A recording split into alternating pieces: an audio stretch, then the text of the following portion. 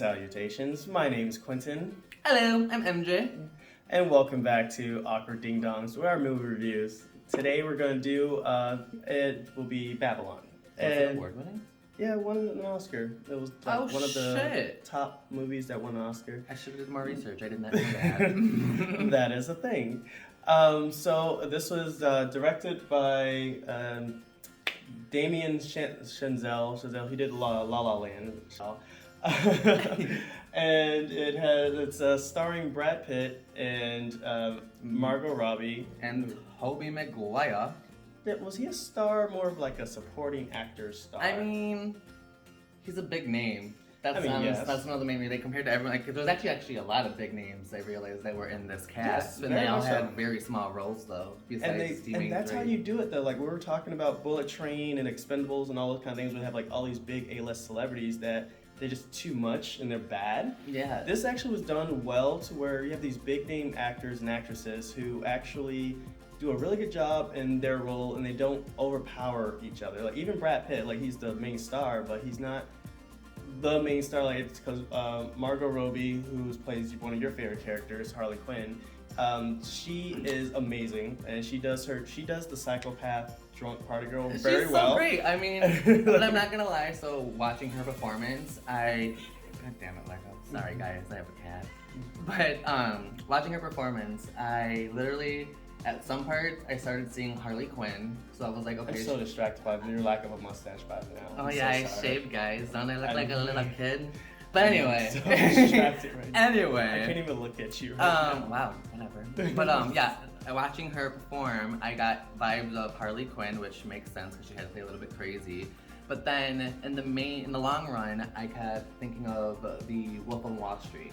Yes. Because that was a big breakout role, and like legit saying, I mean, she's got the same Jersey accent. She's literally talking the exact same way, the foul mouth. Which is what kind of scares me with her, because while she does play the role well, I feel like she's starting to become very one note, where she's playing pretty much kind of the same character, like the crazy one, the drunk one, the party girl, the like, so extra. And I'm worried for her about that, because I do not want that to happen. There is other characters. So speaking of breakout stars though, one of the breakout stars I was very impressed by, he played the trumpet player, and that was Javon Adepo, and he amazing. And I love the references to the Satchmo reference and Louis Armstrong.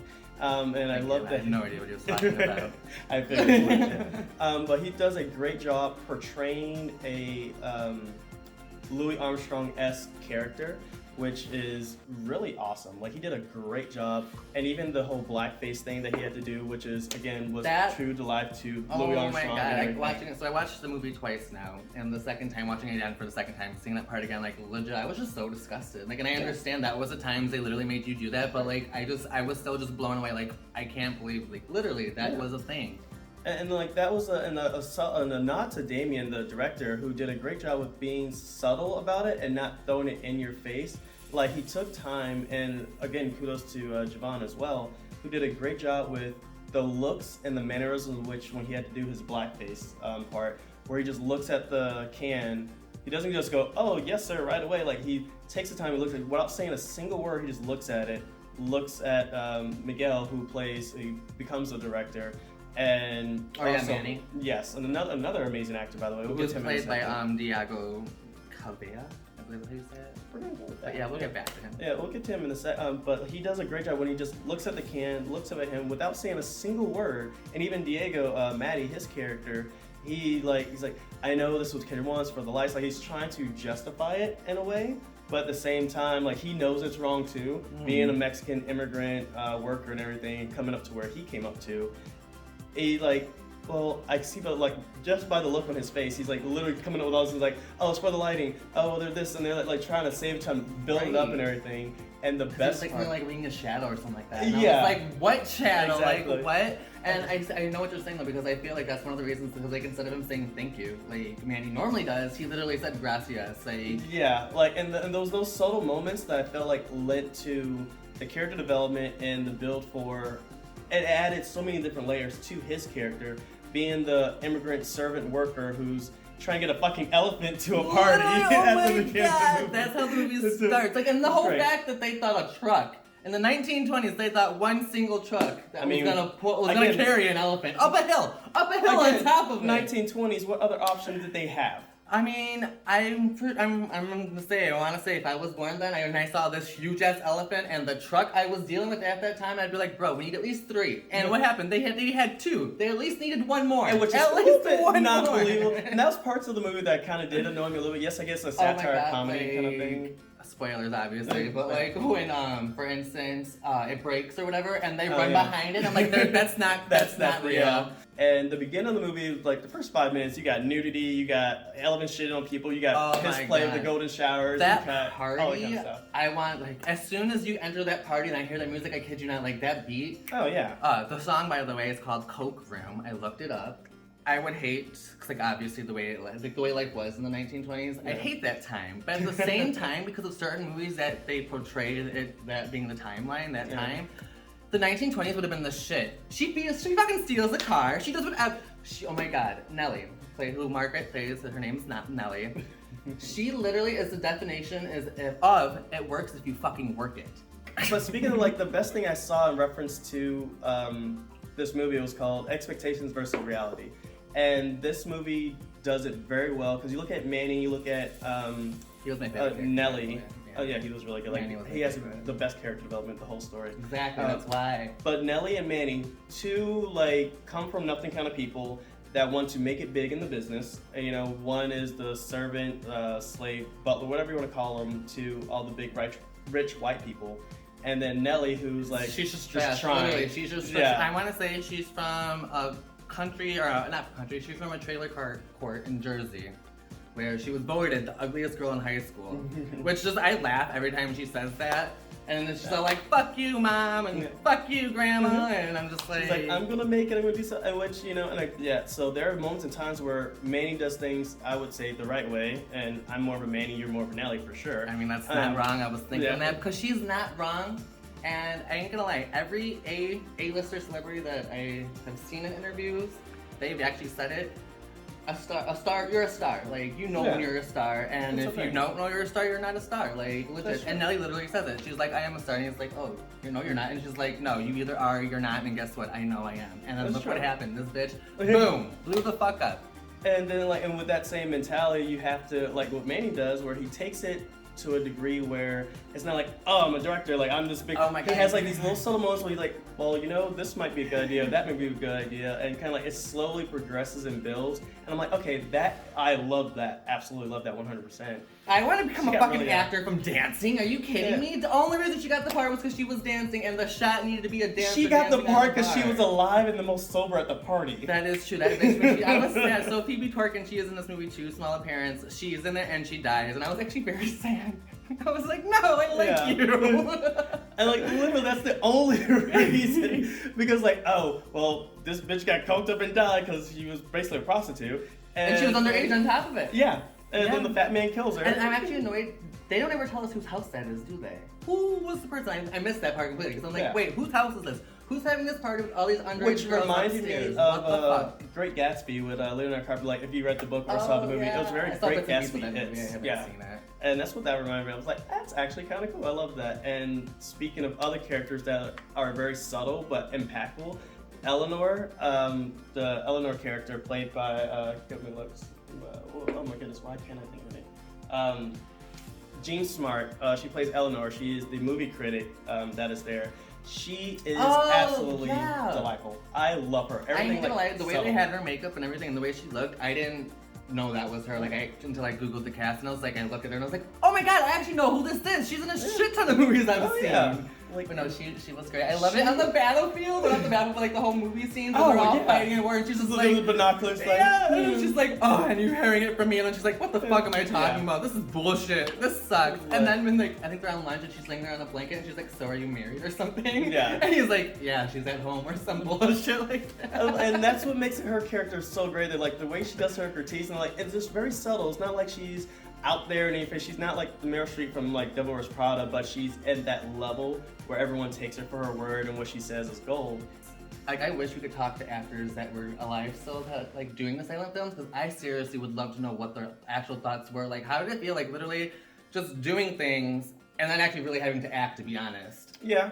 You're just doing what you're told, and then... Well, actually, to counter that, so she did have to act, because during the scene where the female director, the crying part, she's like, do you want one tear or two? Like, and okay, I'm not gonna lie, when that happened, I started asking myself, he's like, get the Vising, and then she's like, get the Vising, and he's like, we can't, did you use this as lube? Yeah. And then, like, you know, she starts crying, and like, I started thinking right away, and I was like, okay, so wait, now, is this Margaret actually being an actor, being able to cry like this? Or is this the Vising like they fucking said in the movie? Yeah. So that's one thing actually that's bothering me still right now, is we're probably never gonna know. But the great thing about that, on top of it, is with the silent films, you had to talk with your face. So, you know, your Charlie Chapmans and everyone from that era, that 1920 or 1910 to like 1930 era, they had to act with their face or their dancing or whatever, their movements, because there was no sound. It was just like, you know, little captions. The part that I did find a little bit obscure and annoying was when they do transition to the sound, and as a person that does filming and everything, and it's hot as fuck in here because the AC is off, sound is a big deal, like keeping the set the quiet. pin! Who's gonna watch? Yeah. Who's gonna watch? Like, I hear squeaking. Keep your leg, cross your legs, whatever. It was great. And then like the producer's like, no, everyone shut the fuck up. We're gonna do this goddamn thing. Sneeze the fucking again. Sneeze again. And like I've been on sets where that sometimes can be a thing where like the sound engineer and everything is like trying to like make sure the sound sounds good. Like obviously we have more modern technology, so it's not that big of a deal now. Like boom mics and lav mics and things of that nature. But it's like, you want me to move the microphone? My favorite part was, can we just move the mark? Can we just move the mark? And like, or no, can we just move it? Why can't she just hit her mark? Yeah. Because she feels why can't she just hit her mark? And then like, he's like, it's gonna take 45 minutes. And I'm thinking to myself, I was like, no, it's not. And I'm like, oh my God, MJ, the time. But it goes to what we're saying as far as like, there are little moments in the movie where everyone has their time, everyone has their scene, and they do it and deliver it so well. I absolutely enjoyed it. Oh, and another reason why Manny is a badass is because they're all like, let Manny take care of the crowd. And the dude's like, I'm gonna shove this knife up your ass. And then Manny does what he does, and he gets the fucking gun. And he's like, get back to fucking work! And he's shooting in the air. He's like, I'm gonna make this happen. And then fucking Brad Pitt, aka Jack's all like, see, isn't he great? Yeah. and that was the one thing that I loved about his character. He's like, you make it happen. Yeah, and like, so him to come back in the ambulance truck, I was like, this badass motherfucker. And that's what I'm saying, like 1920s, I feel like you could have just did whatever you want. There was consequences if you got caught. They did not hold back or pull any punches with this movie. Like they just threw everything out there at you. I feel like they let them be themselves. Like if you feel like if it's gonna work, it's gonna work. Do it. Like it was wild. And then Tobey Maguire's character, he was scary. I loved the makeup. He looked like he was on meth or something. It was ridiculous. The yellow teeth. That's what I was just like, oh my God. Oh God. I didn't recognize him at first. Yeah, like as soon as he popped on the screen, I'm like, oh my God, he looks horrible. Then I, put two and like puzzled it together. But when you first see him, he doesn't look like Toby. He's like, it's just cracked out. Like literally. And he looks like a 1980s AIDS patient. The fake. Well, he does. It was like. So just backtracking, I found the song. It's called "My Girl's Pussy." Totally a bop. Anyway, yes. It's a something, different strokes for different Poor folks. Tim. The poor man was just at the wrong place at the right time when his ass got fired. I know. I actually made a note of that. I literally had the female director. She was like, "Who are you?" Tim. Tim, you're fired. Literally, he's just standing there, just like, bye. Like that was great. Like I'm not gonna lie, I love that moment. Like that was just so poor Tim. Like poor and Tim. then the whole fire. Like she was like, "Don't stop rolling, Yeah. tear." And it was beautiful. Like I said. Oh yeah, when they were showing it. So that was actually one thing I thought was really, really cool too. Was like they're pretty much showing us how the movie is being made, like how they put it into the thing to get it developed, how what's her face is making the name cards and the titles, and how they come up with Wild Child. And like when they're showing the actual shots, like when it's showing just the reels of it, I believe it is, and they have the close up on Nelly, and then they have the other one of Jack and whoever his co-star was. She wasn't really anybody. Oh yeah, the one that Nelly replaces, or no? Like I said, he kisses her. It's like one of the movie scenes. Oh, like I said, it's nobody. It's literally a nobody. Yeah. Well, I mean, she's somebody. Not in this movie, honey. Because they even said she's in your head. Yeah. So no, she ain't real at all. Well, for the movie purposes, which I actually thought was kind of funny, because if you actually pay attention to the movie, there's nod backs to a lot of Brad Pitt movies. and there's also implication to other people's movies that have happened, obviously. So when he does that, she's imaginary, you're making out there, it's a nod back to his Fight Club movie. During the fight scene when he's like the savior of the troops or whatever, it's reference to his Troy movie.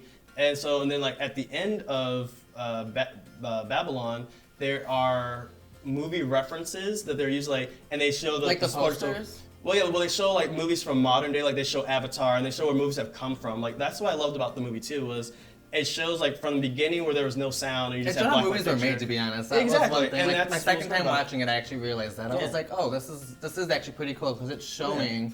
And then one thing I want to know too, which probably is true, I didn't research this like I should have. So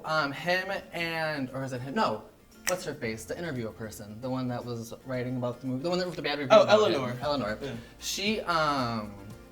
She asks Jack, she's like, so are you going to maybe join Broadway now to learn how to act?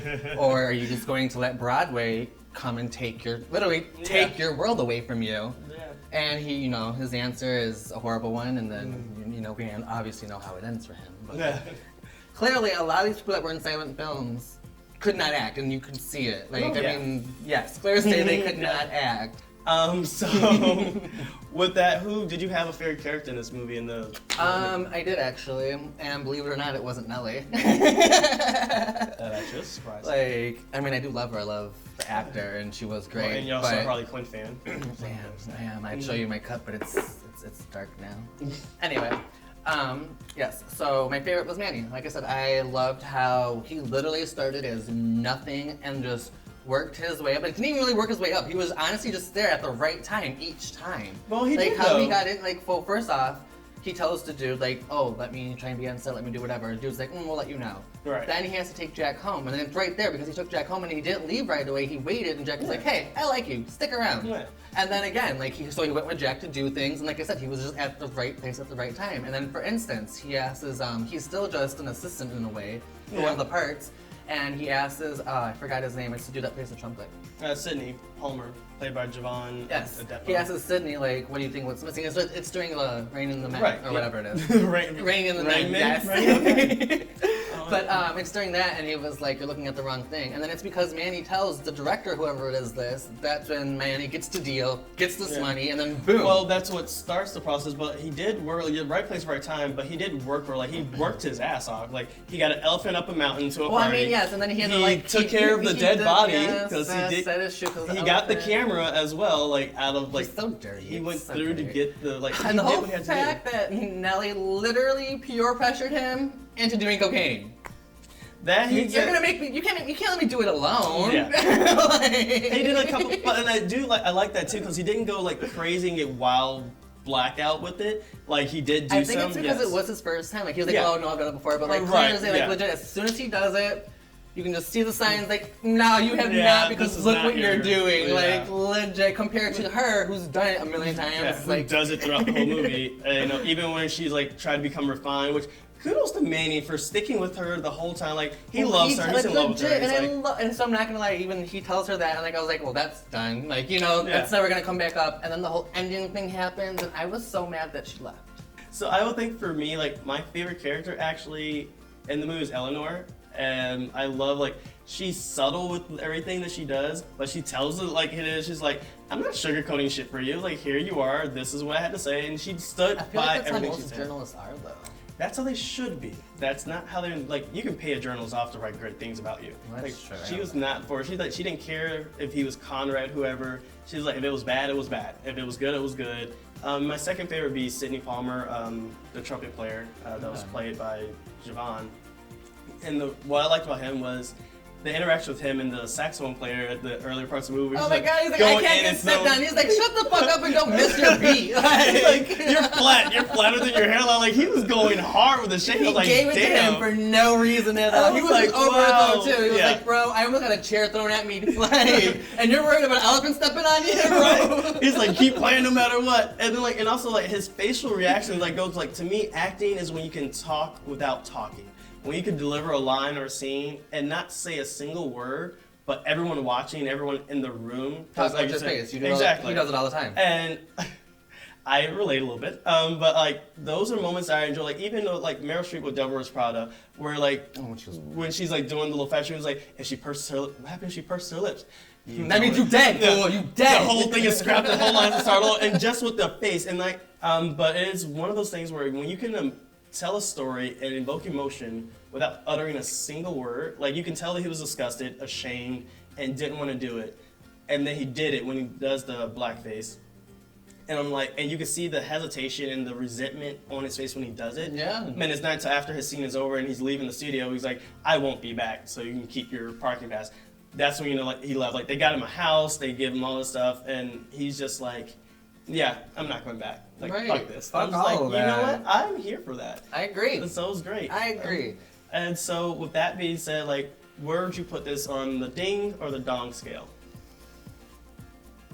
That's done for me. Yeah, interesting. Yeah. It was too long for no reason, to be honest. That's literally what gets me. And like, I'm not gonna lie, that's why a lot of people did not like this movie. Like, I looked at other reviews. I like looked on Tomatoes. I looked on IMDb, whatever the fuck it's called. IMDb. You know, the thingy, Yeah. all the movie things. I looked on them and like legit, a lot of people I didn't see why they didn't like it, but a lot of people did not like this movie. And I want to say, in my opinion, it's because it was way too long for no reasons. Like, yes, there was a lot of great parts. The best part, and in my opinion, the whole entire fucking movie is literally the beginning at the party. I love the dancing. It made me want to dance, and I'm obsessed. There now was with dicks, cokes, and piss play. Like, of course you liked it. Song, I'm obsessed. Like, there's not even any words in this song. It's just beats and rhythm, and I'm here for it. Like, I'm obsessed with that. I played it in the shower today before I got ready for this. Like I said, your favorite part of the movie was partying. I can't parties, play. I love coke, partying. It's dicks, fun. and shatting. You only live Like, once. It's great. It's great. Mountains of coke. So yes, that would be my opinion. It was too long because like that part was the greatest, and then watching all the movies at once was the second coolest part. After those two parts, like for me, I was just like, it can end at any time now. Yeah. It's definitely a ding for me, like a double ding for sure, because it did a tells. ding ding. I know, right? I'm editing, so it's fine. And the reason why, because as a person with ADD myself, like I enjoy it because it made me sit down and watch and realize, because if you miss a moment, you miss a lot of parts in the story. But now there's see, so many undertones. Avatar: The Way of the Water, or whatever it's called. That movie was Horribly great. long. But it has to grab our attention. Like I said, for instance, you said this movie grabbed your attention, Like, so you're every like, moment it of it, didn't yeah. feel like it. Now, for me, like I said, I was okay with those two parts, and then I was over it. Now, Avatar, there was so much that caught my attention. I think it's also that- the relatability to it. Like, as a person that does filming, and so like every part of the movie, and from the behind the scenes, and everything, I think that's why I really gravitate a lot towards it. I love the era of the 1920s up until the 1950s.